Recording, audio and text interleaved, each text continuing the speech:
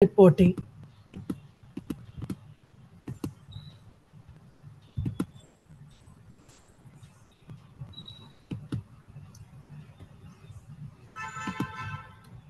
So after reporting the decision making, how the decision making is very crucial for different process, EIA process, that is during the screening stage, the decision making on what basis it will be taken, and again to identify the environmental issues, the scoping stage, how decision is important for analyzing the impact, and to mitigate the measure stage where exactly the decision is very important, which has to be taken by the key stakeholders and also the government bodies and all legislative things. And at every project stage, at every EIA stage, how the decision making is important. And then we have also discussed about the principles of EIA, how the preventing measures to be taken, how the decision making and the public participation should be involved throughout the project development, and also to make the informed choices whether there should be any changes or not, they will be deciding. And the key components, and like for the EIA legislation particularly, the key components are the screening, scoping, and the baseline studies, which allows to get the data of the pre-project analysis report where existing environmental conditions will be clearly indicated, such that based on the pre-existing thing, and later on once the implementation of the project, or after the implementation of the project, it can be monitored. And also it can be useful to compare the pre-existing before project, during the project, and post project implementation. So all these things will be included. All right, and in India particularly, EIA is mainly governed by the Environmental Protection Act. Then in the global context, it is mainly tackled by the UNEP, and which plays a major role in promoting the EIA of best practices. And it is mainly EIA is mainly important. It is mainly essential for the environmental protection, sustainable development, informed decision making, mitigation of the adverse impacts, public participation and transparency, and prevention of costly environmental damage and resource optimization. So after knowing the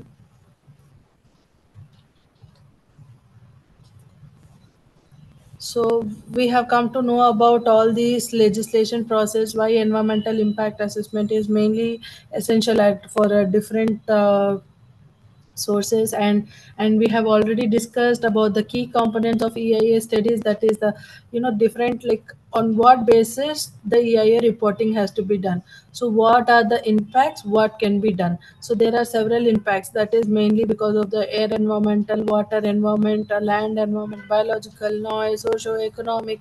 And further risk assessment also will be done based on the project report and everything, and how to efficiently the management plan should be done, and the solid waste obtained during and operation of the project, and how the solid waste is managed, and how the vegetation will be affected, and the local communities, and the natural and earth sorry, energy and natural resources, how it is getting impacted. So all these of the things are the ones which are very important for the EIA legislation and writing of the EIA report. And these are all interconnected or interrelated. So from one impact to the other one, there is always an interconnection, and it is always there. In order to cut the chain, or in order to mitigate it, or in order to lower the mitigation measures, it is always in our hands. And how can it be done? By emphasizing the uh, alternate resources or alternate measures to be taken, and all will be like totally interconnected. So today we will be learning mainly about the planning tool. So how the EIA can be used as a planning tool. So once the project is prepared, how it can be planned based on the EIA baseline studies, or the whatever the EIA process, and all by using those processes, the planning tool will be discussed. So it is necessary, the planning tool should be is necessary at all phases of the project development, mainly for the planning of the project, final design and the startup, because in between, after once the project is ready, that will be just as a draft. But after the involvement of the stakeholders, after involvement of the government agencies, after the involvement of the funding agencies, they will be looking into mainly the impact assessment of the project, how it is like, whether it is a severe or a small mode, that and all will be discussed.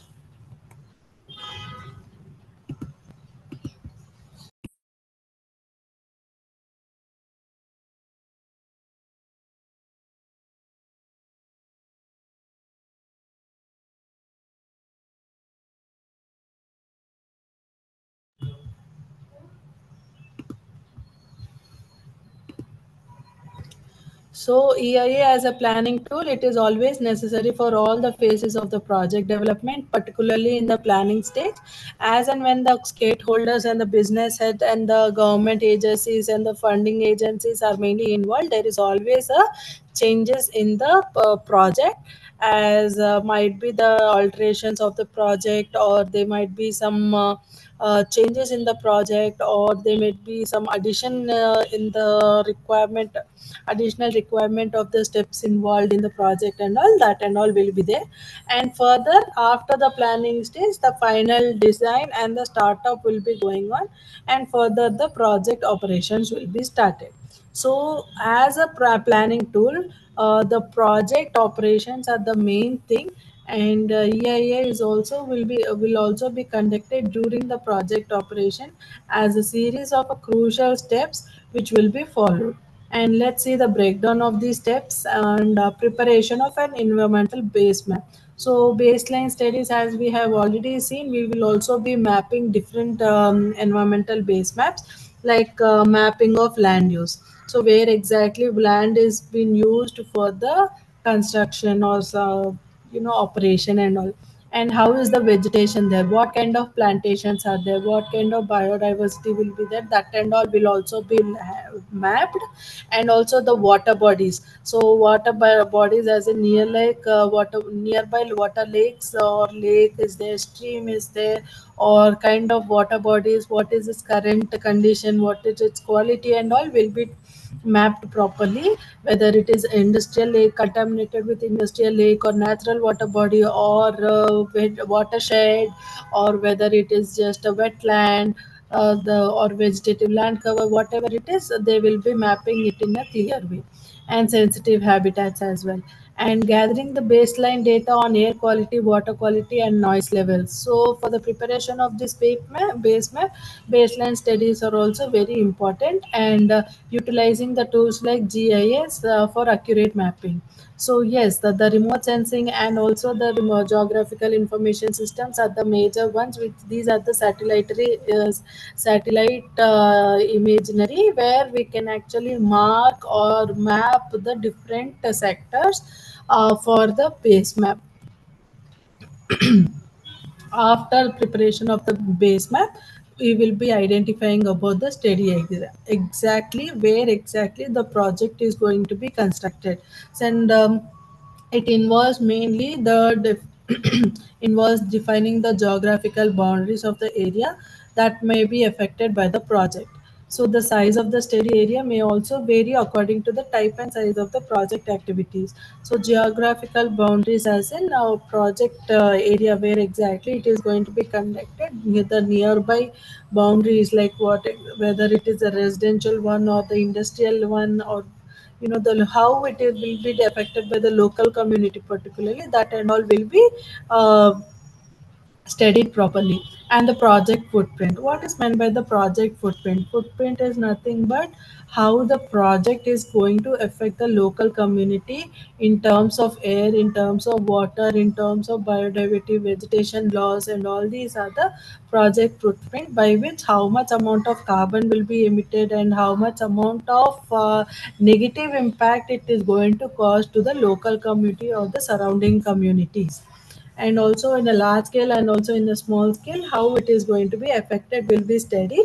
And apart from it, there is another one, which is the potential zones of influence. that is the downstream areas, air pollution dispersant zones. These are the potential zones of influence, that is even the water bodies also can also be included. And ecological boundaries such as watersheds are the one, the rain harvesting kind of a thing, where what rainwater or the nearby lake water will be preserved and preserved properly with the maintenance of tree, like natural treatment with the help of natural plants and habitats also. And these are the ecological boundaries, and also the meteorological conditions, whether it is the temperature, climate, or the rainfall, or other conditions. These all meteorological conditions, ecological boundaries, ecological footprint, potential zones of influence, all these are included in the study area.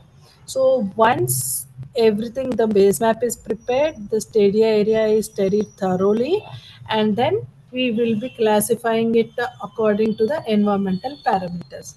So what will be the environmental parameters? As we already discussed, it is about air quality, water quality, soil, noise levels, biodiversity, and socio-economic factors. So after classification of these environmental impacts, there will be a formation of EIA team. After having a huge data of what will be the impact, what are the potential impact causing issues and all, will be thoroughly studied, and further the EIA team will be formed. So this EIA team, that is impact assessment team, mainly involves the environmental scientists who deal with air pollutions, water pollutions kind of stuff. Whereas the ecologist as in who work on the natural biodiversity projects, or they will be understanding how and when the project can be impacted to the communities as well, and also how drastically it will be caused.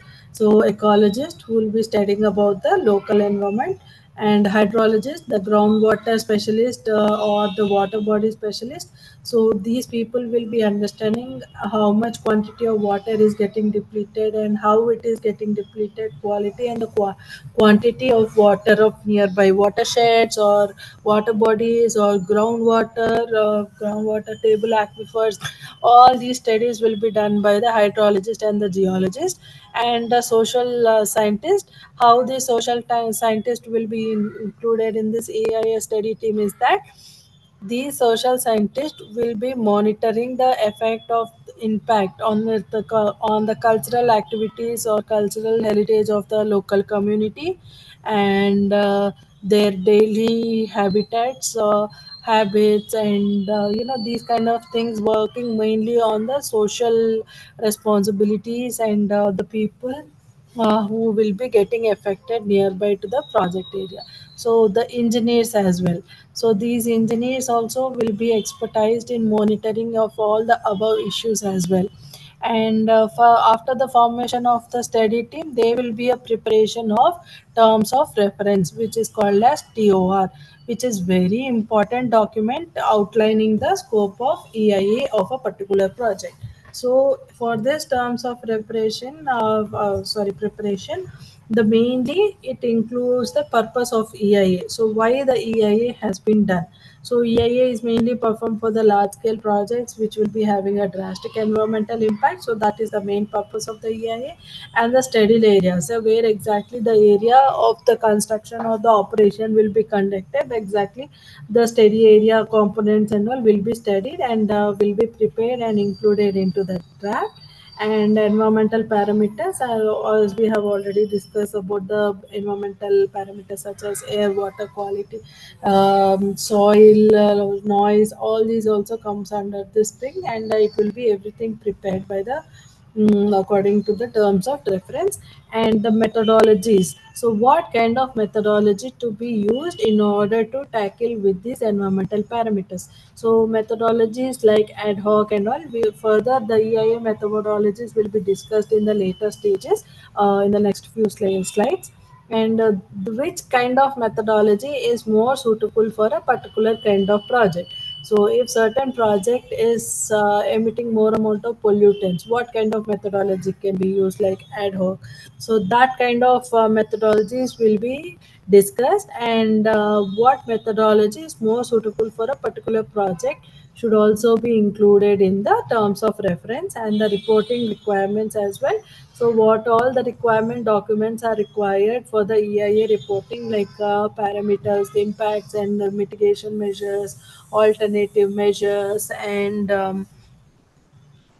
that kind of things and all will be will be included or disclosed in a report. And the TOR provides a clear roadmap for the EIA process. Yes, by having all these kind of clear cut data, that will be finally creating a clear roadmap. So this is the purpose of it. The steady area where exactly the operation construction of the project will be going on, and these are the environmental parameters which need to be assessed, and this method is going to be performed, and these are the other reporting requirements necessary for it. And by saying or by looking at all of these, there will be a clear roadmap, as in this is how this it is going to be done, so the clear picture of it particularly. And then after that, terms of reference, then we will be having a report. So the culmination of all the EIA process, from the screening stage or from the preparation of the project, baseline studies, screening, scoping, impact assessment, mitigation matters, decision making. After all these, it will be done a huge report with all the clear cut data will be included in this report. And the report documents includes the findings of the impact assessment, the proposed what will be the proposed mitigation measures, and what will be identified as the environmental cost and benefits of the project to the community, and the key analysis of the alternatives, and a summary of the public consultations. And also the EIA report provides the decision makers with the information needed to evaluate the project's environmental impacts. All right. So by doing this EIA reporting, after having the clear roadmap of what to be done, this reporting gives us a clear idea of the findings of the impact, mitigation measures, identify the costs and benefits, and then analyze the alternates, and public consultation and transparency among the people. By giving all these kind of things, the decision makers or the stakeholders will be clearly informed about the project's evaluation on the environmental impact. And then after that, after reporting, we will be knowing about the impact analysis and mitigation measures development. So at this stage, involves the prediction and evaluating the potential environmental impacts of the projects. Crucially, the team development develops the detailed mitigation measures in order to address any identified negative impacts, whether they will be coming up with the engineering solutions, operational procedures, management practices. So all these are the ones which will be as a main backup holding. And once there is a negative impact, how the engineering solutions can be uh, useful for the avoiding of mitigation, and what could be the operational procedures, will be there any alternative measures, or for the operation where if there is a huge noise, what could be the operational methods. So by installing the noise barriers, for suppose, so that kind of operational procedures and all will be included. And further, the management practices as well, these management practices. So since the experts understand what are the things, they will come up with the engineering solutions. So they will be a group of a round of discussion how it can be done with that of engineering, operational and management solutions and all. And after having of all of those, we will be having a particular environmental monitoring and management plan development. So once the reporting is done, all the things will settle down, and the stakeholders has approved it. But still, there will be another critical step for ensuring the mitigation measures, which is outlined by the FEIS, that is that is final environmental impact assessment people, how it will be done. All right. So it is a living document that is having all the direct all the information required, and straight cut information where it can be like understanding of the whole project will be there. So that is called as a living document. And monitoring the protocols for key environmental parameters, reporting requirements, emergency response procedures, roles and responsibilities of monitoring and the management people. And environmental monitoring and management plan also provides a framework of ongoing the environmental management throughout the project's life cycle. So this project management will be done throughout the project's life cycle, and also it includes the audit procedures. All right. So they will be having some audit procedures as well in order to keep a monitoring, keep an eye on a project. And also it allows for the adaptive management, where the plans can be changed based on the monitoring results, and plan can be always be altered based on the current situation of the project, current situation of the state or country's present things. And preparation of draft environmental impact statement.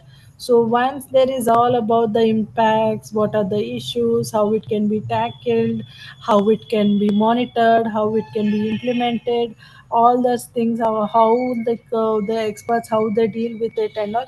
After doing all these, there is a preparation of draft of the EIS, that is impact statement. So for the draft, they need the findings of the impact analysis and the proposed mitigation measures. It is a key document for a public review and also to comment. And it is also circulated to relevant government agencies, stakeholders, and the public for review and feedback.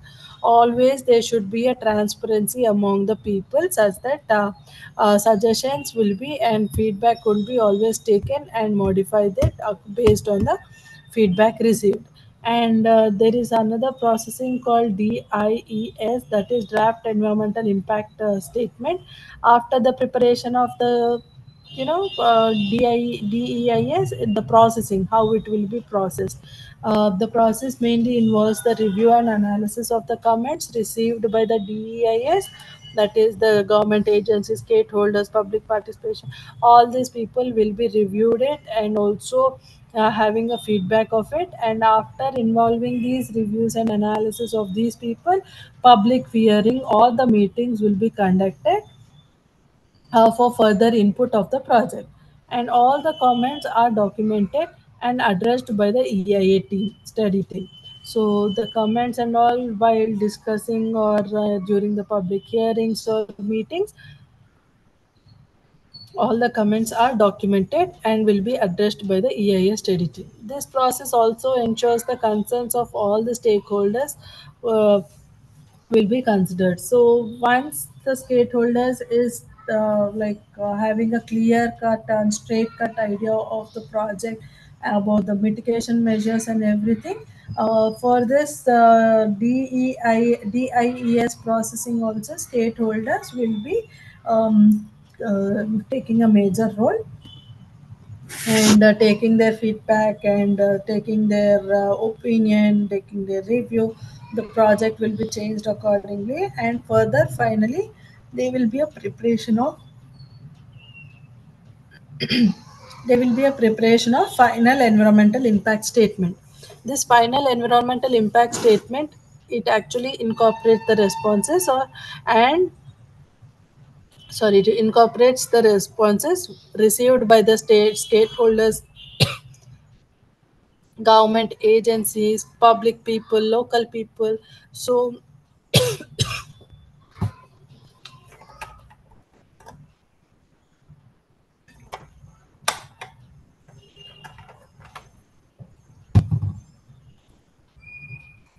so during the preparation of the final draft, so it also incorporates the responses and comments received by the DEIS. So where the stakeholders, public, government agencies, and the funding agencies will be taken into consideration. That feedback, what the review they have given, the response they have given based on the project's impact, projects. mitigation measures and all, they will be incorporated to this. And further it will be revised and updated assessment of the project's environmental impacts. And also it provides the detailed description of the mitigation measures. And this document is finalized version of the impact assessment of the environment. So by having these preparation of the draft, then draft processing, and then final the draft is prepared.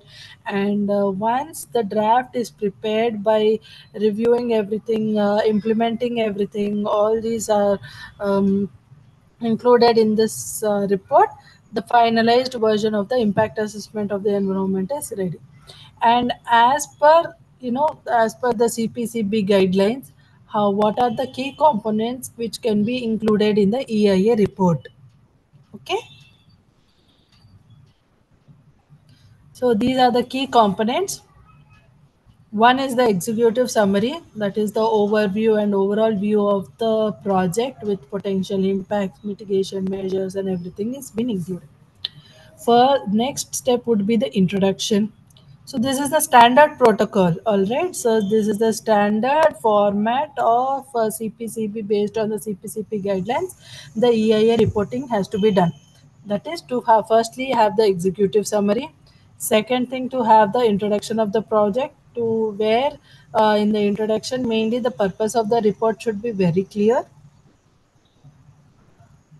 Identification of a project and project proponent, brief description of the project's nature, size, location, and type, and what is the main scope of study. It is based on terms of reference in the of the EIA. And further, after having a brief introduction and description and scope of the study, then the description will be completely given by the type of the study, what is the need of the project, and where exactly the location map or the base map will be done, and the size and magnitude of the operation, what will be the proposed schedule, what is the technology and the process description, project layouts, and components. Mitigation measures incorporated into the final project design. So all these are the project description which will be included in the report. Further, the description about the environment. So baseline environmental data of the study will be clearly written.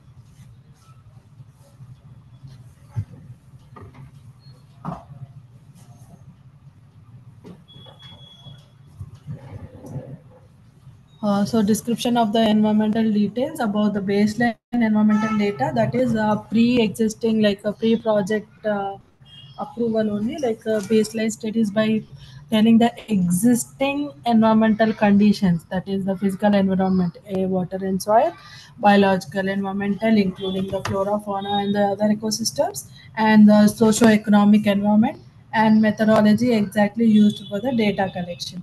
So these are all that provides the description of the environment. Next one is the anticipated impacts and the mitigation measures of the impacts, environmental impacts, and what could be anticipated, like how what could be the potential impacts. That is, first we have to identify, and we have to predict, and to evaluate, and also we have to evaluate the impacts of what it is. Then the detailed description of the mitigation measures are detailedly presented such that to minimize the adverse efforts impacts, and also to analyze the alternatives.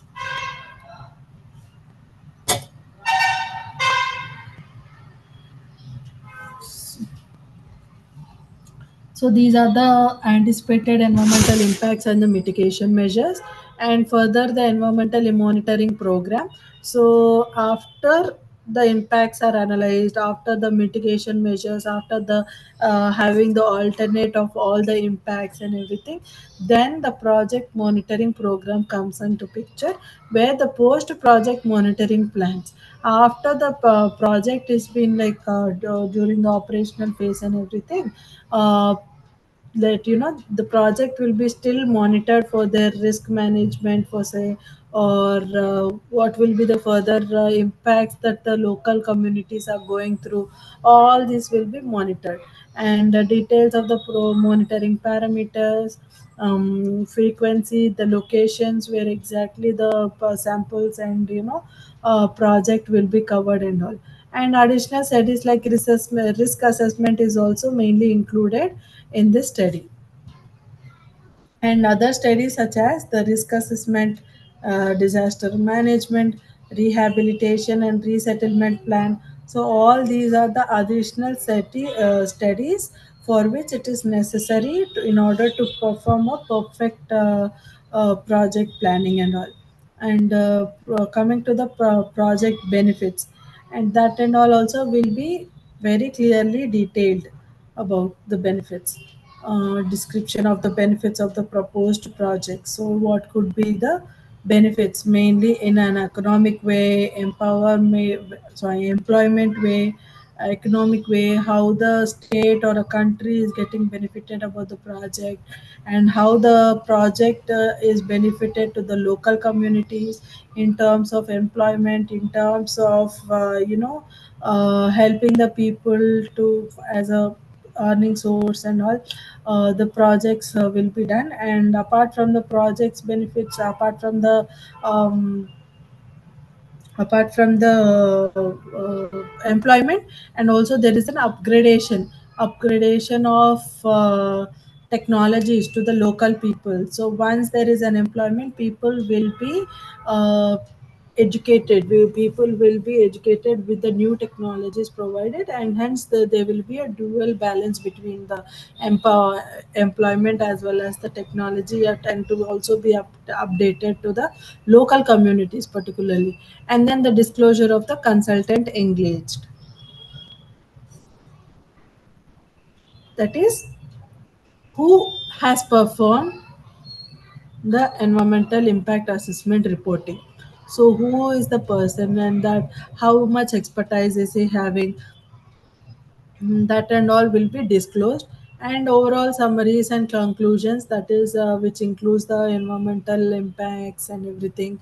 So overall, in a nutshell, what is this project all about, how it is getting how it is having a dual impact on the socio-economic aspects of a country or a place, and also the economicals, and also in terms of the advancement of the place. And so these are all included in the overall summary and conclusions, and the impacts assessment, mitigation measures, all this total summary will be included. And further the appendices, where the supporting data, maps, and other relevant information from where the source has been taken and how it is been done, and all the appendices will be clear cut shown. And then the key considerations, mainly for this implementing EIA as a planning tool, there are some key considerations. That is, terms of reference, which is the most critical document defining the specific requirements of EIA, CPCB guidelines, as it is essential to refer the latest guidelines of CPCB, and also the notifications for specific requirements are related to the project type, and public consultation as well, where the EIA projects must include the adequate public consultation and the report, which should be documented as the feedback, as and when the feedback is received. All right.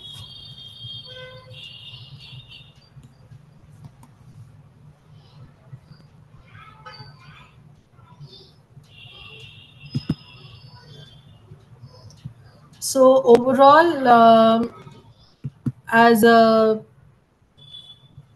EIA legislation, EIA process, and how the EIA is used as a planning tool.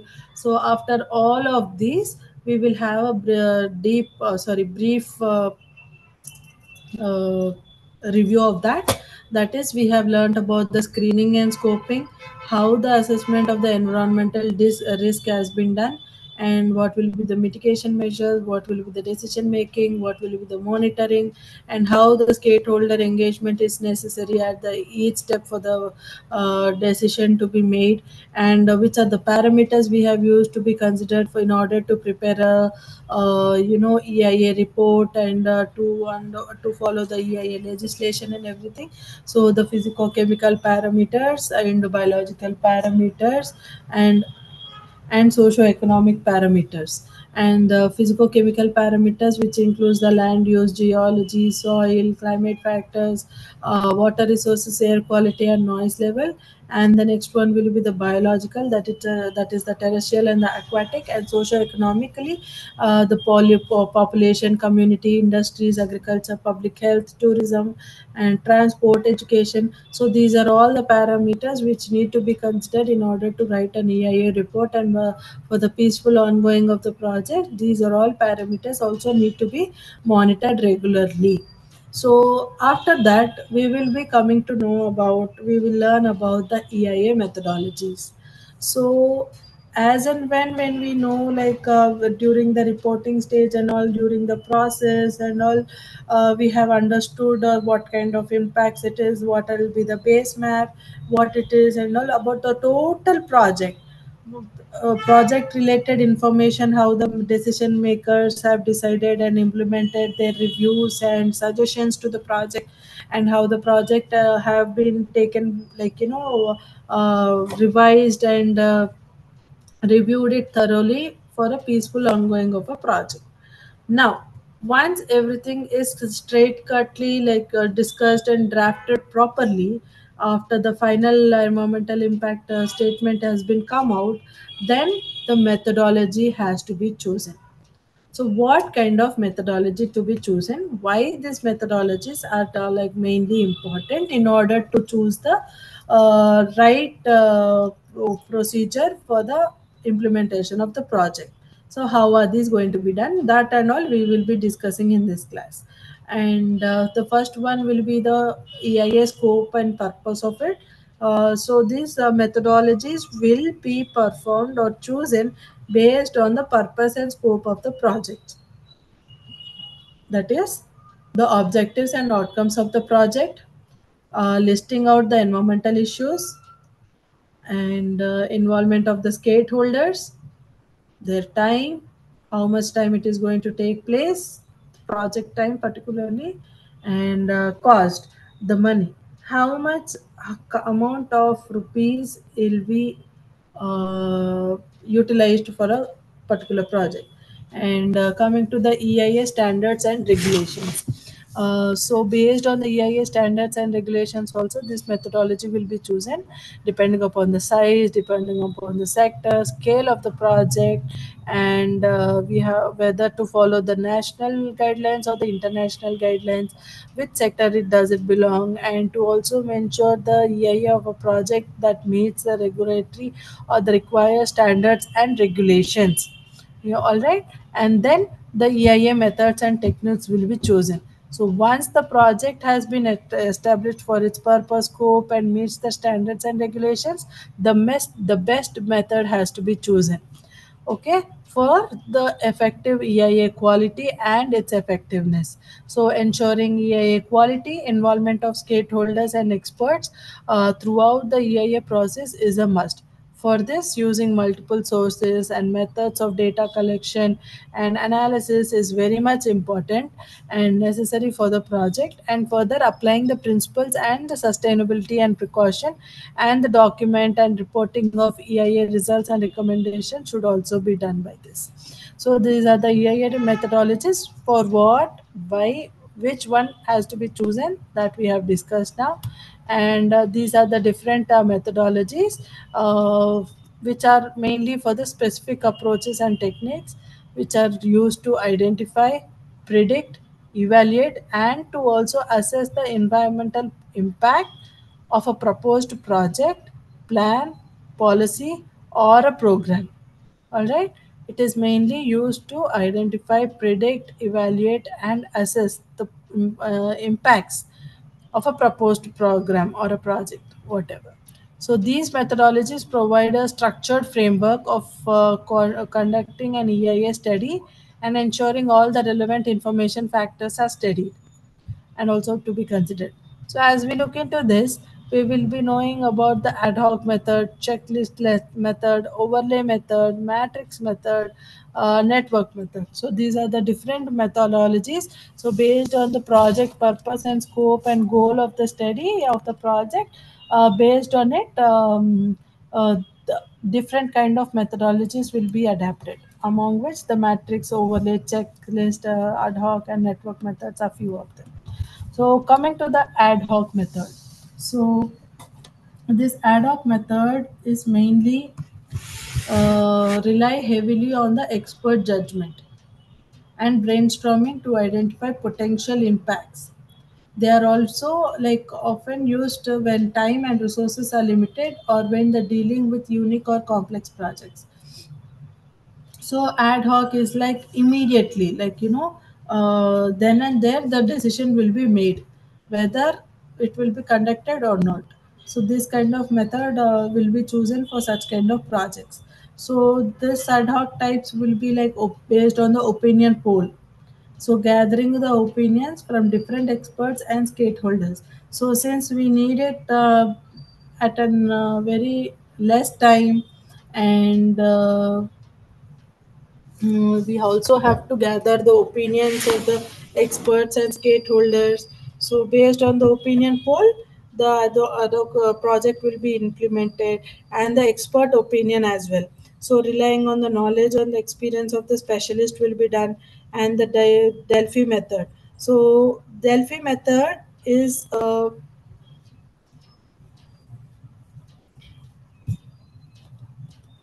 yeah, so it is one of the method where in the ad hoc where it can be a communication technique involving a panel of experts who can provide anonymous inputs, which is then shared and refined through multiple rounds. So experts would be of ecological experts or geographic experts or expertised with this EIA reporting or key stakeholders. All these come under the experts, and the panel of experts will be communicating to it and provide their inputs, which is then shared and refined through multiple rounds. So this is actually the Delphi method. So this ad hoc method, as I told you, it is totally relies upon the expert judgment, all right, which can be done by the opinion poll, by gathering the opinions, by the expert opinion, by relying on the knowledge of the experienced specialist, and also the Delphi method, where involved a panel of experts providing an anonymous inputs, which is there shared and refined through multiple rounds. And what could be the limitation of this methodology? Limitations could be subjective and lack of rigor, which may not identify all the potential impacts. For example, if there is a natural emergency disaster situation, like after a flood or a fire, or quick assessment is needed to find out the immediate impacts of the local environment. This rapid assessment would be an example of ad hoc method. So immediately after a flood, for example, or a fire accident, so immediately the decision has to be taken in order to not waste your time. And this is a kind of rapid assessment, and this is called ad hoc method. And mainly this method is useful when the time constraints, but immediate reaction should be there, and lack of information required by the EIA must be rely exclusively on the expert opinion. So other than expertized opinion, nobody will be looking into this. The second one is the checklist.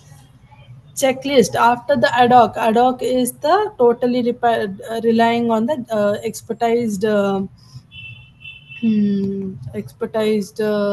opinion. um,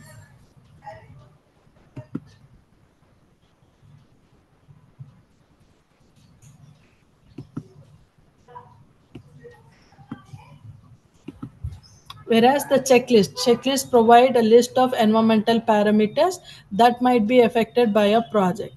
So air pollution, what kind of parameter, or which what it will be impacting, who will be it is getting impacted and all.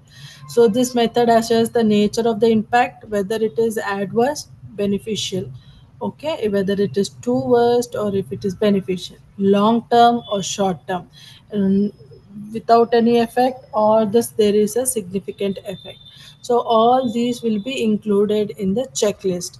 So it checklist mainly provides the list of parameters that will be affected by the project. So the types of checklist will be the simple checklist, descriptive checklist, scaling checklist, and scaling weighing checklist.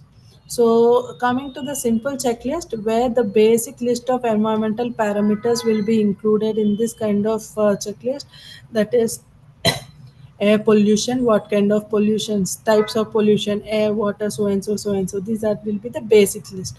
And descriptive checklist, if there is an example, for example, air pollution, what kind of air pollution is it, like fine dust pollution or the silt pollution, or how it is getting totally impacted. So everything in detail. So air pollution, as in what are the components present in that kind of pollutants, and what are the things and all that will be totally of descriptive checklist. And scaling checklist, add the subjective scaling of the potential impacts. And weighing checklist assigns weights of different parameters to reflect their relative importance. So if there is industries which are uh, polluting the air, particularly if we see. So that area of impact, or that area should be focused more on it, such that we will be having a relative importance of the surrounding environment, like how the air pollution can be controlled, what are the green technologies to be used, and how the local environment of the biodiversity is getting disturbed by this and all, will be clearly written in the scaling weighing checklist. And we will know about the limitations of it. So it can be very simple, may not capture the complex interactions between the environmental factors. Yeah. So totally not completely, because we will be focusing on one thing based on its weight, like how much more it is impacting when compared to the rest of the impacts. So example will be the small scale construction projects, that is building a small residential development. So in this, the checklist can ensure the potential impacts like soil erosion, noise pollution, and waste disposal are mainly considered. So, by this, we will be getting a basic idea of what is ad hoc methodology, and what is the checklist. In a simple mode, it is a simple and fastest way to identify and rank the impacts of a project using a predefined list of environmental factors and criteria. So this is a very simple and a fast way to identify the impact. So whereas in the ad hoc one, that will be totally decided by the decision makers, whereas in the checklist we will be uh, identifying the impacts of the projects.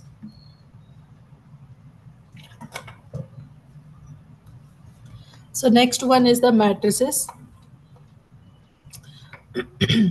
Matrices are the two-dimensional tables that shows the interaction between the project activities and the potential environmental impact.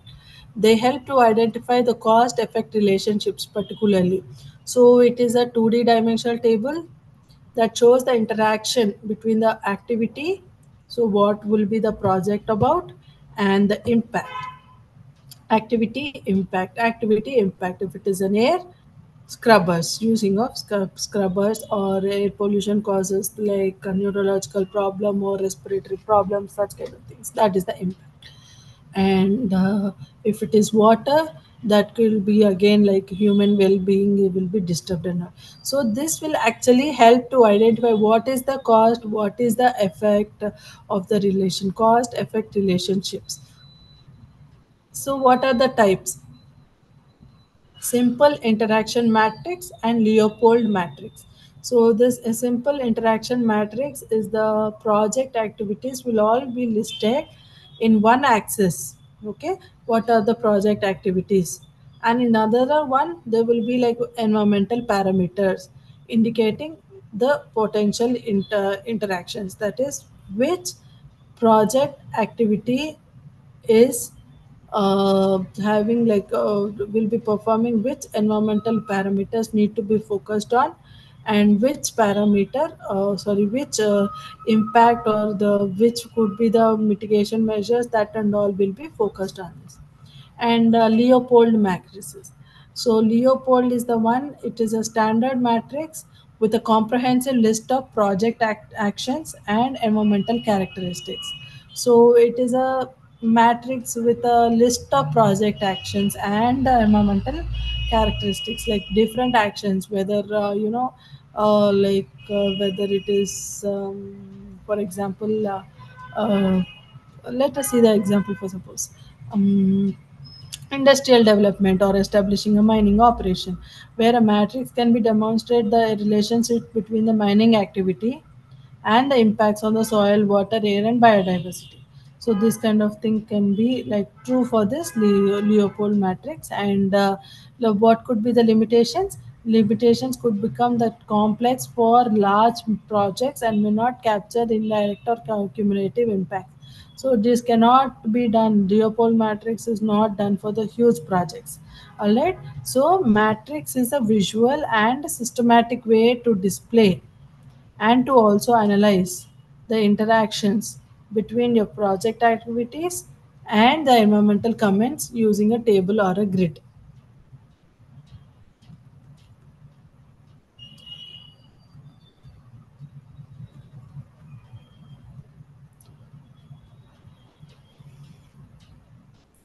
Yeah. So coming to the networks. So coming to the networks, where it is mainly used to identify the cost effect diagrams. All right, what is the cost? What is the effect? What will be the impact of it? How can it be mitigated? All these are like interconnected, but mainly this network method is used to identify the cost effective diagrams. And with this visually, like it represent the chain of impacts. So if it is like about the soil, so what will be the chain of impact of soil?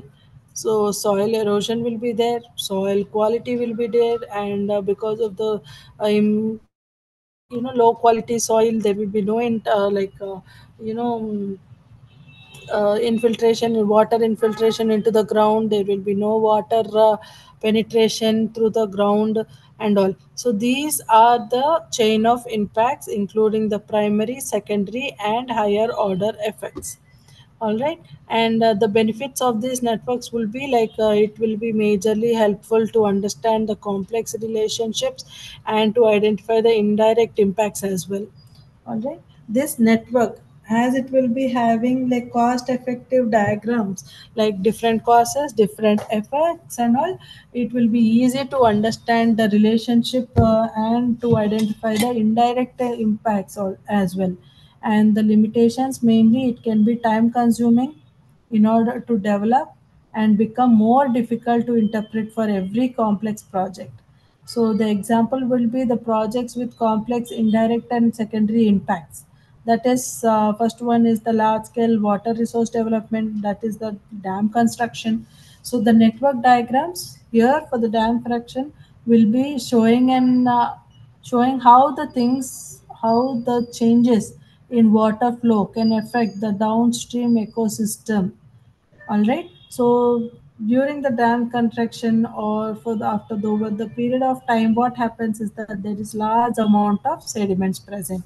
Because of the sediments, there will be how water flow will be affected, how the migratory fishes will be affected. So these are all like chain of things which will be like interconnectedly affected by the project.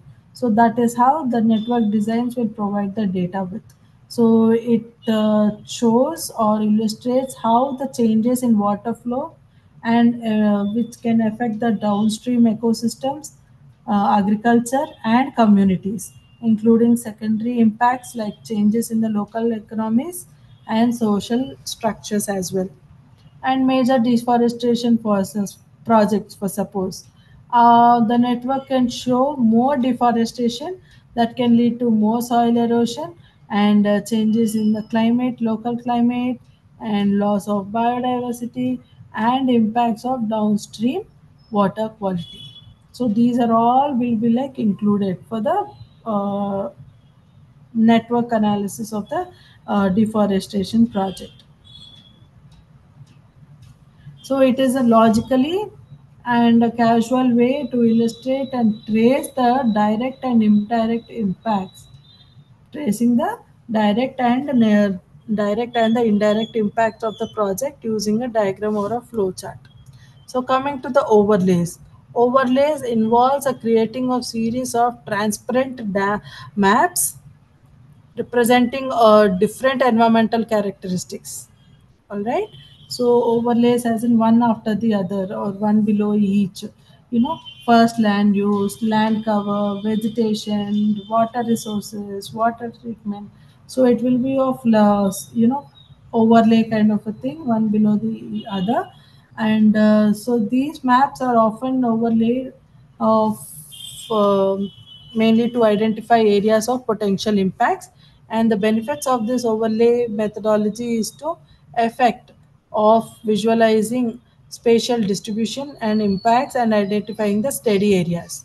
So these are the benefits mainly to visualize the spatial distribution of impacts and also to identify the sensitive areas. Limitation. What will be the limitations of this? Can be data intensive and may not capture temporal or variation in impacts. Yes, that's true. Mm. And for this, the example will be the land use planning and development. For the land use and planning and development, settling operations like selecting optimal sites for new. Uh,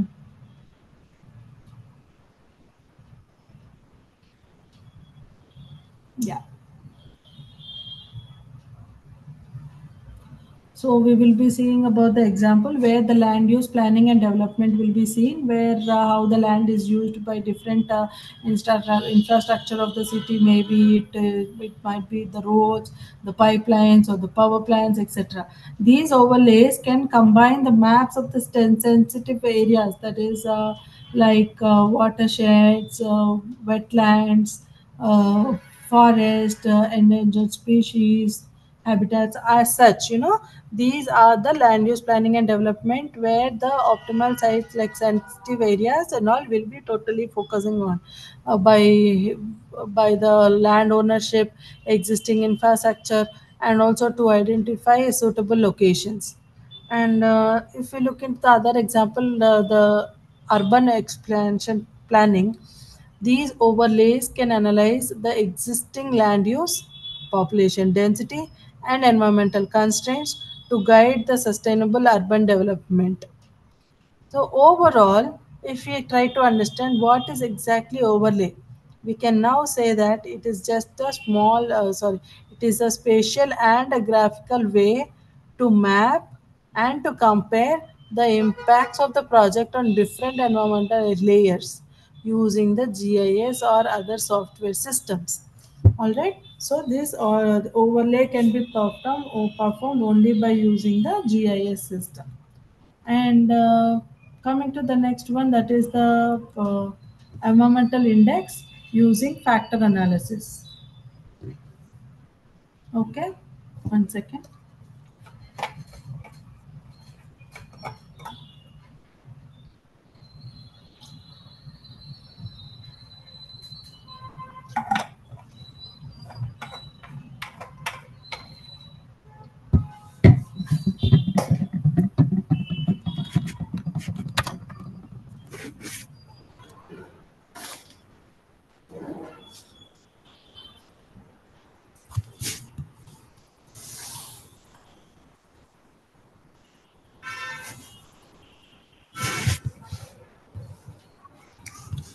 So the environmental index using the factor analysis, mainly this method is depending on the statistical techniques to aggregate and analyze the environmental data and to create an overall environmental index. All right, by using the statistical analysis, we will be understanding the impact and its effect, and to analyze the data, that and all will be like done by using the statistical techniques.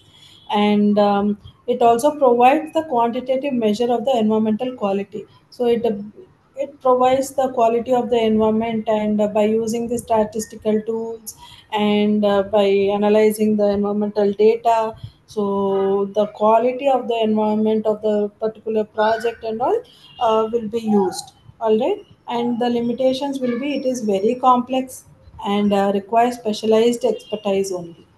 All right.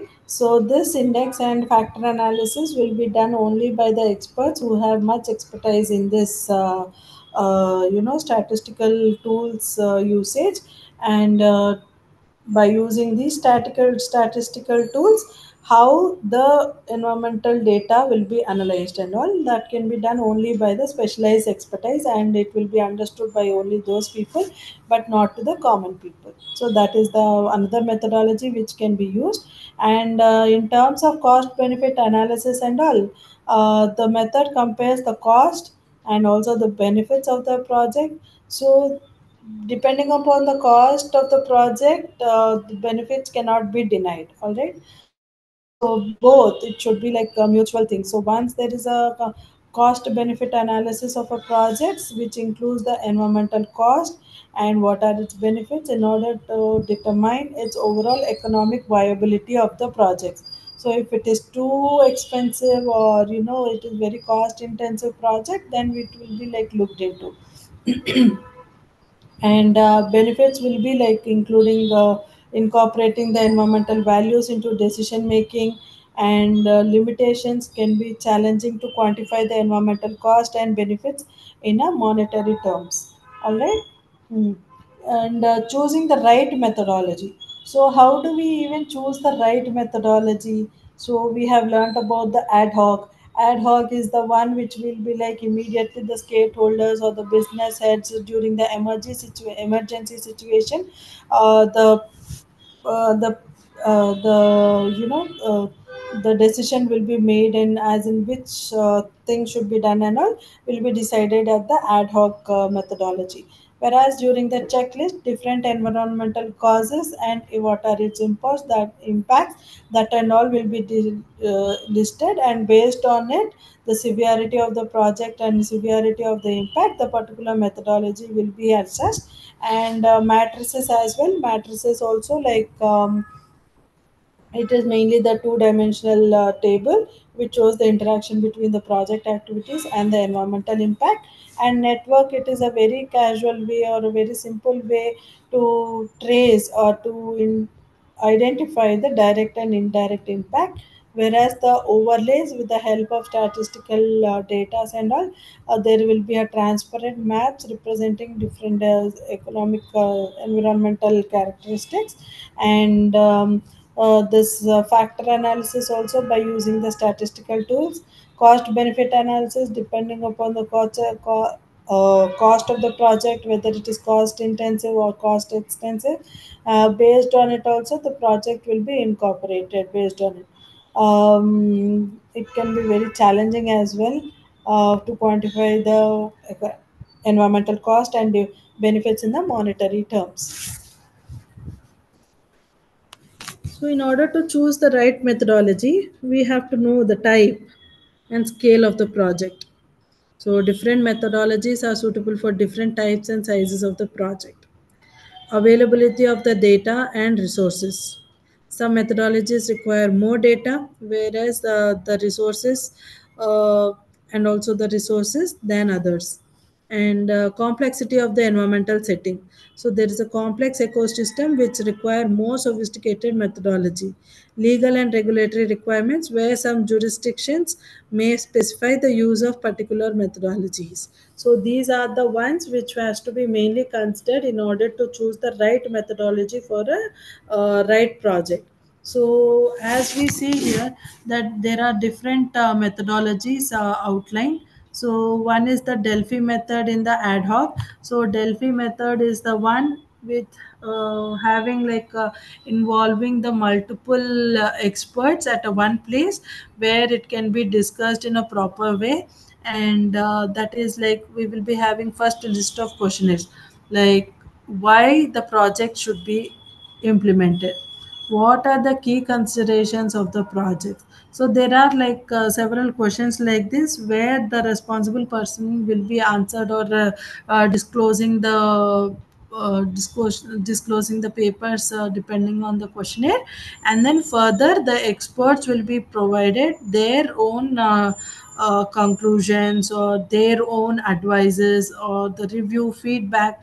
So these experts are the ones will give the feedback to the decision makers, sorry, will be giving their feedback, and then we'll get a common conclusion. All right, so this is the Delphi method in ad hoc method.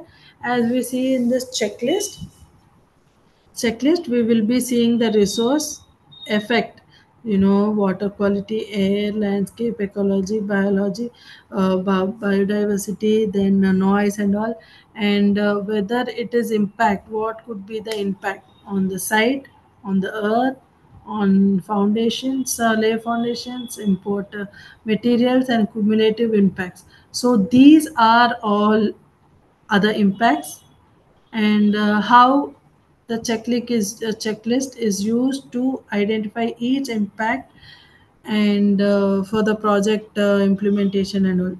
So this is the matrices method where there will be like statistical tools will be used for the assumption of the impact and its eradication methods, and the overlays by using the GIS, that is a geographical information system, and the remote system where through which through the satellite the monitoring of the landscape, land use, water, visually how it is getting affected, and over the period of time how the health will be deteriorated to the animals and humans.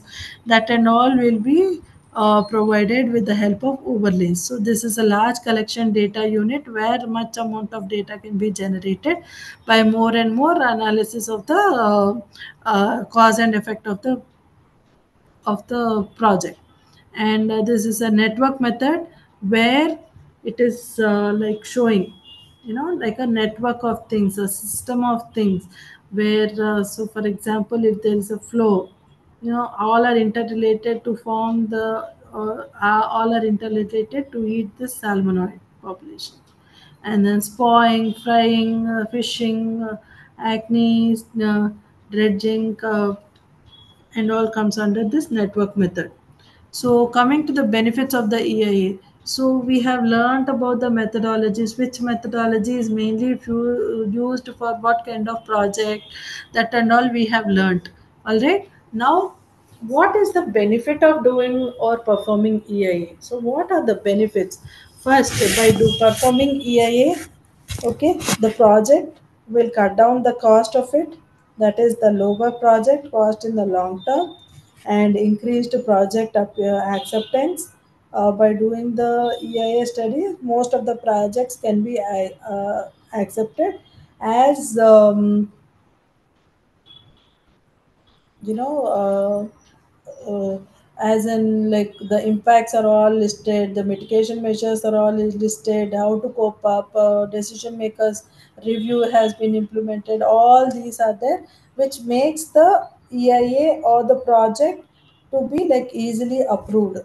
All right. And improved project design. So as and when there is a clarity, or as and when there is a you know a implementation of the reviews, implementation of the project ideas, that can improve the project design ultimately. So other one is the environmental sensitive decision. So sensitive decision as in they are unable to take place because the decision makers think some environmental issues should be sensitively focused. All right. And the improved sorry increased accountability and transparency among the stakeholders once the project has been like approved, or it should be informed choices of the decision makers or the government agencies, the public, keeping it clear and transparent. It will make ensures the public to be aware of the construction project or the project going on in their local community. And by doing this EIA, there will be reduced environmental damage as well, and the improve integration of projects into their environmental and social settings. So these are all are the benefits of EIA. So by performing the EIA process, they will be beneficial in terms of transparency. That is, public will be aware of the things, and cost cuttings, cost savings also will be prohibited, will be encouraged, and socially, economically, and improvising the human well-being, and for the sustainable development, and environmental governance as well. All right. So all these will be benefited by performing the EIA analysis of any projects. So that's all for today, and hope everything is clear for you guys. And today we have discussed about the methodologies, particularly, okay, different methodologies what we have used, how they are used, and for which kind of projects, and how it will be used, and depending upon the methodology, what project can be performed. All these things are clearly discussed, right? So if there is any other doubts, kindly let me know, and in the next classes again we will be having a brief review of all of these, and go into other environmental topics, like how this EIA, like, till now we have understood what are the different aspects, like EIA has needs to be focused. That is the one second. So there are like what do you say, the air, water, soil, noise, biodiversity, socio-economic factors, and human well-being. So individually, how this particular project will be focused on an individual uh, effect. Okay, so individually, the EIA, how it is planned, and how it is executed, we will be seeing in the next classes. And that's all for today. Thank you for listening. Thank you for your time.